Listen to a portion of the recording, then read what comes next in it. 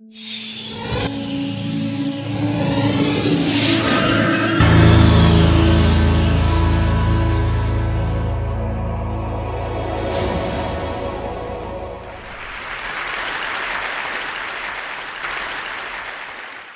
morning. How are you? It's been great, hasn't it? I've been blown away by the whole thing. In fact, I'm leaving.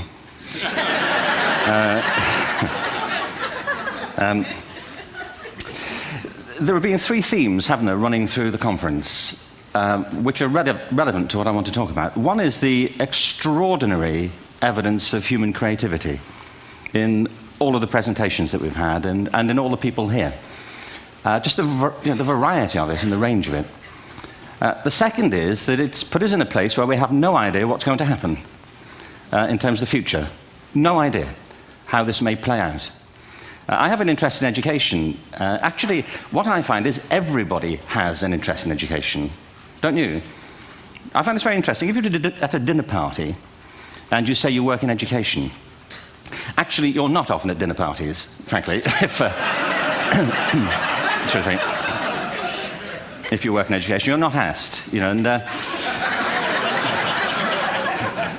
you're never asked back, curiously. That's I think that strikes me. But if you are, and you say to somebody, they say, what do you do? And you say, you work in education, you can see the blood run from their face. They think, oh my God, why me? It's my one night out all week. But if you ask people about their education, they pin you to the wall. Because it's one of those things that goes deep with people. Am I right? Like religion and money and other things.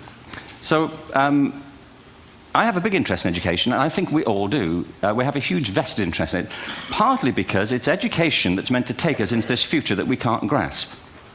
If you think of it, children starting school this year will be retiring in 2065. Nobody has a clue, despite all the expertise that's been on parade for the past 4 days, what the world will look like in 5 years' time. And yet we're meant to be educating them for it. So the unpredictability, I think, is extraordinary. And the third part of this is that we've all agreed, nonetheless, on the really extraordinary capacities that children have, their capacities for innovation. I mean, Serena last night was a marvel, wasn't she? Just seeing what she could do. And she's exceptional, but I think she's not, so to speak, exceptional in the whole of childhood. What you have there is a person of extraordinary dedication who found a talent. And my contention is all kids have tremendous talents, and we squander them pretty ruthlessly. So I want to talk about education, and I want to talk about creativity. My contention is that creativity now is as important in education as literacy, and we should treat it with the same status. Thank you.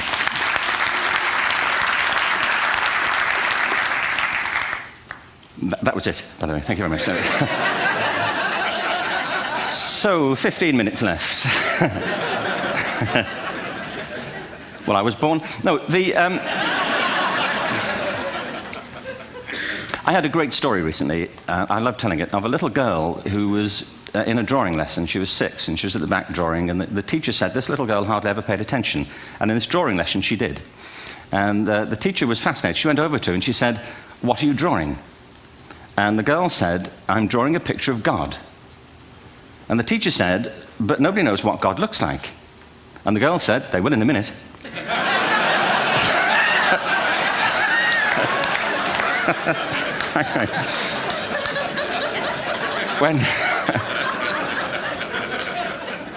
When my son was 4 in England, actually he was 4 everywhere, to be honest. I mean, if we're being strict about it, wherever he went, he was 4 that year. But he was in the Nativity play. Do you remember the story? No, it was big. It was a big story. Mel Gibson did the sequel. You may have seen it. I don't know. It was Nativity 2. But James got the part of Joseph, which we were thrilled about. We consider this to be one of the lead parts. We had the place crammed full of agents and T-shirts, James Robinson is Joseph. He didn't have to speak, but do you know the bit where the 3 kings come in? They come in bearing gifts, and they bring gold, frankincense, and myrrh. This really happened. We're sitting there, and they, I think, just went out of sequence. Because we talked to the little boy afterwards and said, are you okay with that? And they said, yeah, why was that wrong? They just switched, I think that was it. Anyway, the three boys came in, little 4-year-olds with tea towels on their heads, and they put these boxes down. The first boy said, "I bring you gold." And the second boy said, "I bring you mare." And the third boy said, "Frank sent this."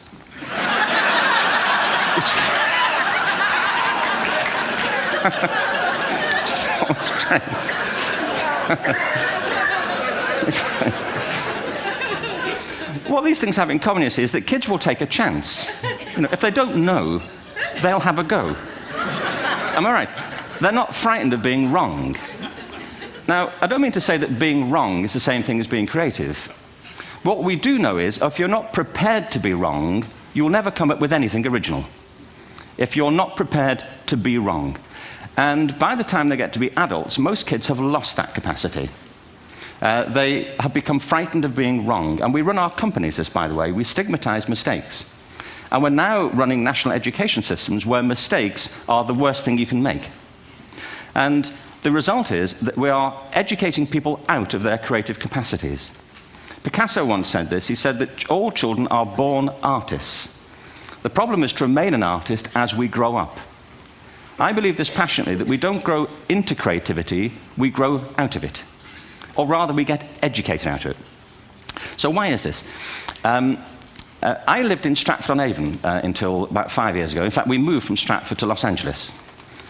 So you can imagine what a seamless transition this was from LA. Actually, we lived in a place called Snitterfield, just outside Stratford, which is where Shakespeare's father was born. Are you struck by a new thought? I was. You don't think of Shakespeare having a father, do you? Do you? Because you don't think of Shakespeare being a child. Do you? Shakespeare being 7. I never thought of it. I mean, he was 7 at some point. He was in somebody's English class, wasn't he? Do you understand?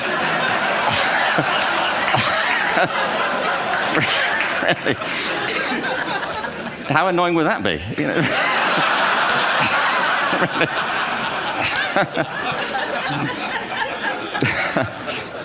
Must try harder.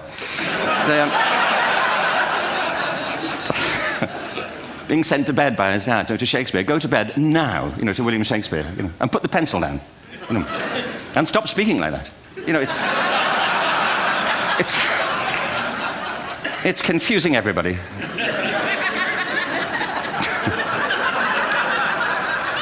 Anyway, we moved from Stratford to Los Angeles, and I just want to say a word about the transition. Actually, my son didn't want to come. I've got 2 kids. He's 21 now, and my daughter's 16. He didn't want to come to Los Angeles. He loved it, but he had a girlfriend in England. This was the love of his life, Sarah. He'd known her for a month. Mind you, they'd had their 4th anniversary by then, because it's a long time when you're 16. Anyway, he was really upset on the plane. He said, "I'll never find another girl like Sarah." And we were rather pleased about that, frankly, because she was...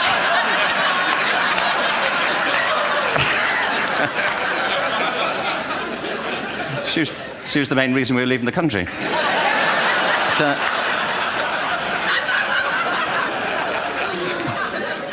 But something strikes you when you move to America and when you travel around the world. Every education system on Earth has the same hierarchy of subjects. Everyone, doesn't matter where you go. You think it would be otherwise, but it isn't. At the top are mathematics and languages, then the humanities, and at the bottom are the arts, everywhere on Earth.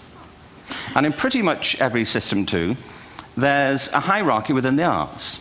Art and music are normally given a higher status in schools than drama and dance. There isn't an education system on the planet that teaches dance every day to children the way we teach them mathematics. Why? Why not? I think this is rather important. I think maths is very important, but so is dance. Children dance all the time if they're allowed to. We all do. We all have bodies, don't we? Did I miss a meeting? I mean, I think... Truthfully, what happens is, as children grow up, we start to educate them progressively from the waist up. And then we focus on their heads, and slightly to one side. If you were to visit education as an alien and say, what's it for, public education, I think you'd have to conclude, if you look at the output, who really succeeds by this? Who does everything they should? Who gets all the brownie points? Who are the winners? I think you'd have to conclude the whole purpose of public education throughout the world is to produce university professors. Isn't it? They're the people who come out the top. And I used to be one. So there. But... And I like university professors, but, we shouldn't hold them up as the high watermark of all human achievement. They're just a form of life. You know, another form of life. But they're rather curious, and I say this out of affection for them. There's something curious about professors. In my experience, not all of them, but typically, they live in their heads. They live up there, and slightly to one side. They're disembodied, you know, in a kind of literal way. You know, they look upon their body as a form of transport for their heads. You know, it's... Don't they? It's a way of getting their head to meetings.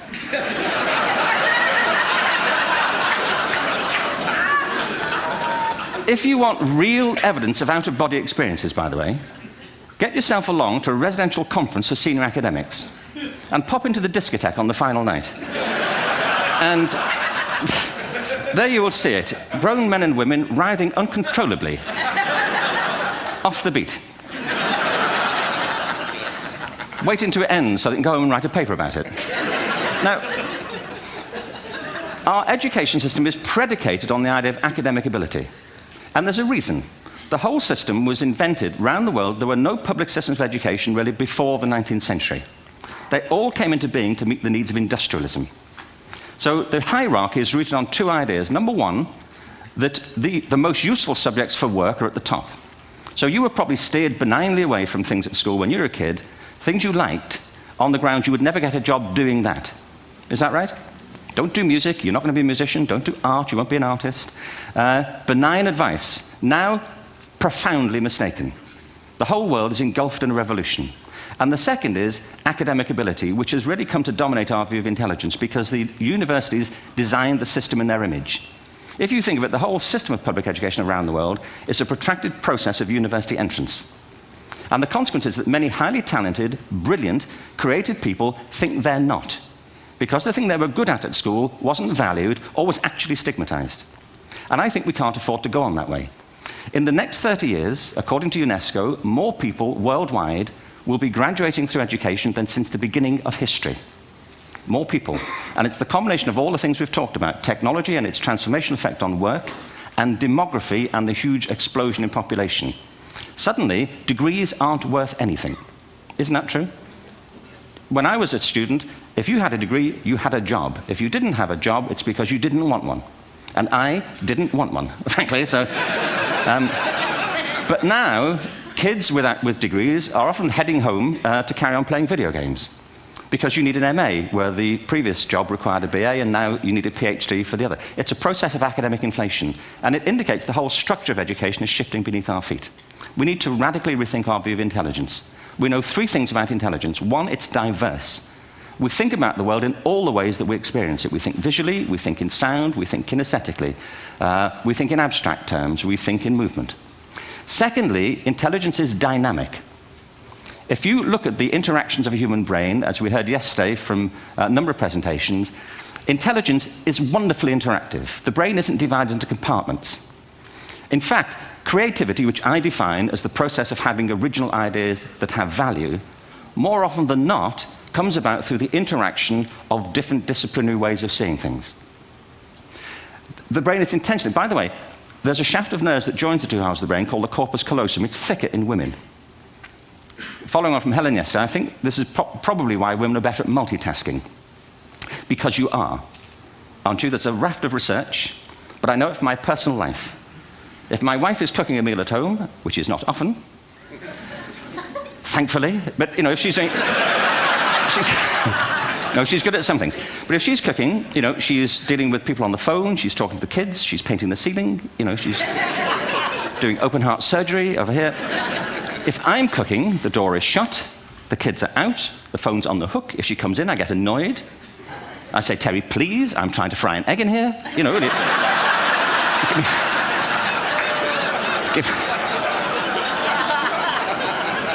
Give me a break.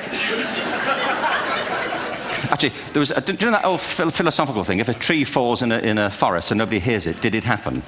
Remember that old chestnut? I saw a great T-shirt, really, recently, which said, if a man speaks his mind in a forest and no woman hears him, is he still wrong?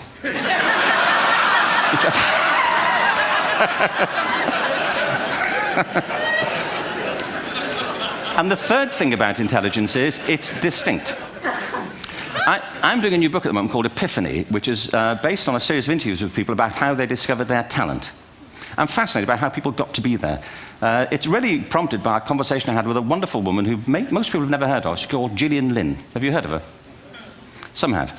She's a choreographer, and everybody knows her work. She did Cats and Phantom of the Opera. She's wonderful. I used to be on the board of the Royal Ballet in England, as you can see. And anyway, Gillian and I had lunch one day. I said, how'd you get to be a dancer? And she said it was interesting. When she was at school, she was really hopeless. And the school in the 30s wrote to her parents and said, we think Gillian has a learning disorder. She couldn't concentrate, she was fidgeting. I think now they'd say she had ADHD. Wouldn't you? But this was the 1930s, and ADHD hadn't been invented, at this point, so it wasn't an available condition. People weren't aware they could have that. Anyway, she went to see this specialist. So this oak-panelled room, and she was there with her mother, and she was led and sat on this chair at the end, and she sat on her hands for 20 minutes while this man talked to her mother about all the problems Gillian was having at school. And at the end of it, because she was disturbing people, her homework was always late and so on, little kid of 8, in the end, the doctor went and sat next to Gillian and said, Gillian, I've listened to all these things that your mother's told me. I need to speak to her privately. So he said, wait here, we'll be back, we won't be very long, and they went and left her. But as they went out the room, he turned on the radio that was sitting on his desk. And when they got out the room, he said to her mother, just stand and watch her. And the minute they left the room, she said she was on her feet, moving to the music. And they watched for a few minutes, and he turned to her mother, and he said, Mrs. Lynn, Gillian isn't sick, she's a dancer. Take her to a dance school. I said, what happened? He said, she did. I can't tell you how wonderful it was. We walked in this room, and it was full of people like me. People who couldn't sit still. People who had to move to think. Who had to move to think. They did ballet, they did tap, they did jazz, they did modern, they did contemporary. She was eventually auditioned for the Royal Ballet School. She became a soloist. She had a wonderful career at the Royal Ballet. She eventually graduated from the Royal Ballet School, found her own company, the Gillian Dance Company, met Andrew Lloyd Webber. She's been responsible for some of the most successful musical theatre productions in history. She's given pleasure to millions, and she's a multi-millionaire. Somebody else might have put her on medication and told her to calm down. Now, I think...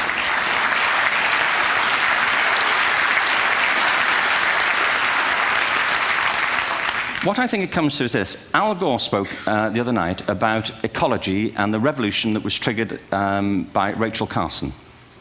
I believe our only hope for the future is to adopt a new conception of human ecology, one in which we start to reconstitute our conception of the richness of human capacity. Our education system has mined our minds in the way that we've strip-mined the earth for a particular commodity, and for the future, it won't serve us. We have to rethink the fundamental principles on which we're educating our children. There was a wonderful quote by Jonas Salk, who said, if all the insects were to disappear from the earth, within 50 years, all life on earth would end. If all human beings disappeared from the earth, within 50 years, all forms of life would flourish. And he's right. What TED celebrates is the gift of the human imagination. We have to be careful now that we use this gift wisely and that we avert some of the scenarios that we've talked about. And the only way we'll do it is by seeing our creative capacities for the richness they are and seeing our children for the hope that they are. And our task is to educate their whole being so they can face this future. By the way, we may not see this future, but they will. And our job is to help them make something of it. Thank you very much. Bravo. Here, here.